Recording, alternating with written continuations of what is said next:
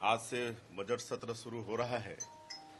आज माननीय राज्यपाल महोदय के अभिभाषण से सत्र का शुभारंभ होगा और इस अवसर पर मैं सबसे पहले पूरे प्रदेशवासियों को बहुत बहुत बधाई और शुभकामनाएं देता हूं। पिछले साल जो समावेशी बजट था और उसके माध्यम से मोदी की गारंटी को पूरा करते हुए हमारी सरकार ने प्रदेश के हर वर्ग को लाभ पहुंचाया है और इस साल भी जो बजट आएगा वो जन कल्याणकारी और समावेशी बजट होगा। हम इस नए बजट में अटल जी के छत्तीसगढ़ निर्माण के संकल्प को पूरा करेंगे। विकसित छत्तीसगढ़ निर्माण की दिशा में सरकार तेजी से कदम उठाएगी और इस सत्र में कई नए विधेयक भी आने वाले हैं और जिस पर पक्ष और विपक्ष के सभी साथियों से सार्थक चर्चा भी होगी। और अभी ट्रिपल इंजन की सरकार बनी है। विधानसभा और लोकसभा चुनाव की ऐतिहासिक जीत के बाद नगरीय निकाय के चुनाव में भी छत्तीसगढ़ की जनता ने हमारी पार्टी को भरपूर आशीर्वाद दिया है। मैं समस्त प्रदेश के देवतुल्य मतदाताओं का भी आभार व्यक्त करना चाहूंगा जिन्होंने ट्रिपल इंजन की सरकार बनाई है। अब हम प्रदेश की जनता को आश्वस्त करना चाहेंगे कि उन्होंने जब नगरीय निकाय में भी हम लोगों को आशीर्वाद दिया है तो नगरीय क्षेत्रों में भी सरकार विकास के कामों में गति लाएगी। और पिछले अभी खरीफ के सीजन में हम लोगों ने किसानों के खाते में 52,000 रुपया ट्रांसफर किया है। इससे किसानों में एक सशक्तिकरण हुआ है और साथ ही शहरी अर्थव्यवस्था को भी इससे गति मिली है।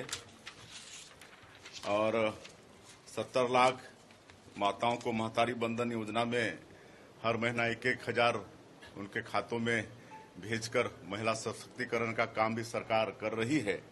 सवा साल के सरकार में 12 किस्त महिलाओं के खाते में जा चुकी है और हमारा ये प्रदेश राजकोषीय अनुशासन के मामले में भी पूरे देश में अग्रणी राज्यों में है। हम लोग जीरो टॉलरेंस की नीति अपना रहे हैं, गुड गवर्नेंस को भी अपनाए हैं और सरकार खर्चा में भी मितव्ययता कर रही है।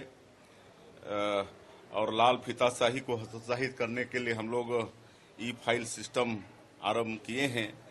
ई फाइल सिस्टम आरंभ करने से फाइल के मूवमेंट में तेजी आ रही है और एक नई उद्योग नीति भी हमारी सरकार ने लॉन्च किया है जो छत्तीसगढ़ के अनुकूल है। और इसमें हम लोगों का जोर है कि जो भी उद्योग में 1,000 से ज्यादा रोजगार की व्यवस्था होगी उनको विशेष सरकार की तरफ से सुविधा का भी प्रावधान नई उद्योग नीति में प्रावधान किया गया है।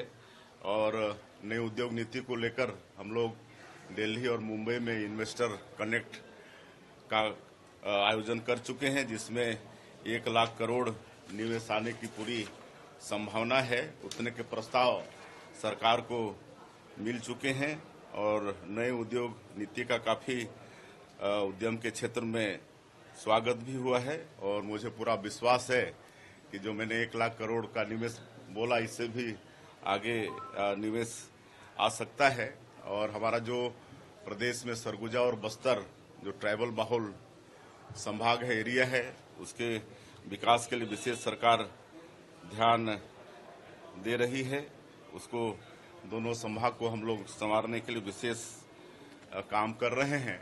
और इस साल 144 साल बाद महाकुंभ में एक विशेष मुहूर्त बना और हम लोगों ने भी एक सेवा का अवसर वहां पर प्राप्त किया।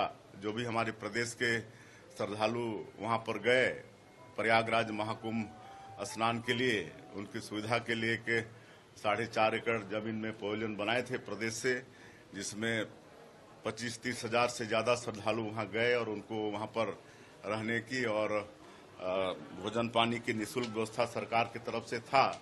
तो हमारे श्रद्धालुओं को एक सेवा करने का अवसर हमारी सरकार को मिला है। और रामलला दर्शन योजना भी हमारी सरकार की योजना है, जिसमें 20,000 से ज्यादा श्रद्धालु भगवान राम का भी दर्शन किए हैं, साथ में काशी विश्वनाथ का भी दर्शन किए हैं। और इसी तरह से राजिम कुंभ का भी आयोजन है। इसमें भी महाकुंभ की भांति पूरे देश से साधु संत आए हैं, और जो लोग किसी कारणवश महाकुंभ नहीं जा पाए वो लोग यहाँ पर राजिम कुंभ में जाकर उसी पुण्य के भागीदार हो रहे हैं। कहे कि यहाँ पर राजू लोचन भगवान और कुलेश्वर महादेव विराजमान हैं, तो उनका भी दर्शन करके श्रद्धालु लाभान्वित हो रहे हैं। और मुझे खुशी है कि हमारा ये प्रदेश रजत जयंती वर्ष में प्रवेश किया है। 25वें साल में हम लोग प्रवेश किए हैं, और विधानसभा का भी रजत जयंती वर्ष है।